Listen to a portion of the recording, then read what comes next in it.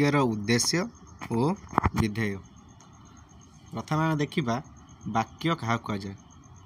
जितेबाला केतेगुड़िए पद मिलित हो मनर एक पुनर्भाव प्रकाश करती सेतेबाला ताहाकू वाक्य कहुए। केतेगुड़िए पद मिलित हो मनर एक पुनर्भाव प्रकाश करती। आम गोटे एग्जाम्पल नवा।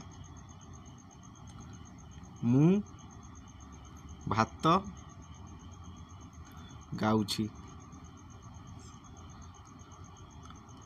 मु भात गाउछि एठारे मु गोटे पद, भात गोटे पद, गाउछि गोटे पद, किंतु एटा मनर एक पुनर्भाव प्रकाश करूना। तेबे किपरि प्रकाश करिवो ना ई गाउछि जगार खाउछि हेले प्रकाश करिवो। खाउछि जहा खाइबा को बुझाई थाए। तेबे सठिक वाक्यटी कौन हम ना मु भात खाउछि। से भाई आउ केते गुड़े वाक्य देखा। राम विद्यालय को जाउछि। एठी राम गोटे पद, विद्यालय गोटे पद, जाउछि गोटे पद। से आउ गोटे देखा वाक्य ना गणेश जड़े जातीयतावादी नेता थिले। तापर देखा उद्देश्य क्या कहुए। उद्देश्यर डेफिनेशन होउछि कौनसी वाक्य जहाँ उद्देश्य कहुई, जहाँ उद्देश्य अर्थात जहाँ संपर्क में किसी कहुई थाए ताहाकू उद्देश्य कहुए। तेज उद्देश्य क्या कहवा ना गोटे वाक्य जहाँ उद्देश्य बा जहाँ संपर्क में किसी कहुई थाए ताहाकू आम उद्देश्य कहवा। तेज आम वाक्यटी कौन थी आमर पूर्व दुईटी वाक्य राम विद्यालय को जाउछि और गणेश जड़े जातीयतावादी नेता थिले। एटी राम विद्यालय को जाउछि आउ गणेश जड़े जातीयतावादी नेता थिले। देखिए राम कौन करछि, राम विद्यालय को जाउछि।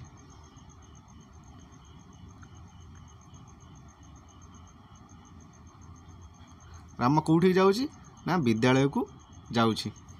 एटी हमर उद्देश्य क्या करे ना जहाँ को उद्देश्य कहुई। क्या उद्देश्य कहुई विद्यालय जाउछि। किए विद्यालय को जाउछि ना राम विद्यालय को जाउछि। क्या संपर्क है ना राम संपर्क है। राम संपर्क कौन कहला ना राम विद्यालय को जाउछि। तेज उद्देश्य क्या कह ना जहाँ संपर्क में किसी कहुई। क्या संपर्क कहुई राम संपर्क कहुई। तेणु एठारे उद्देश्य किए ना राम उद्देश्य। से भली गणेश जड़े जातीयतावादी नेता थिले। तेबे किए जातीयतावादी नेता थिले ना गणेश थिले। तेज क्या संपर्क कहुई ना गणेश संपर्क कहुई। गणेश संपर्क कौन कहुई ना गणेश जड़े जातीयतावादी नेता थिले। क्या संपर्क है ना गणेश जेहेतु जहाँ संपर्क में जहाँ उद्देश्य कहुए ताकू उद्देश्य कहुए। तेबे एठी उद्देश्य हम गणेश। सेहीपरि तापर देखिबा विधेय क्या कहुए। वाक्यर उद्देश्य विषय जहाँ कहुई थाए ताहा विधेय। वाक्यर उद्देश्य आम पूर्व देखिले किए गणेश थिला उद्देश्य और राम थिला उद्देश्य। तापर एबे देखिबा विधेय क्या कहुए।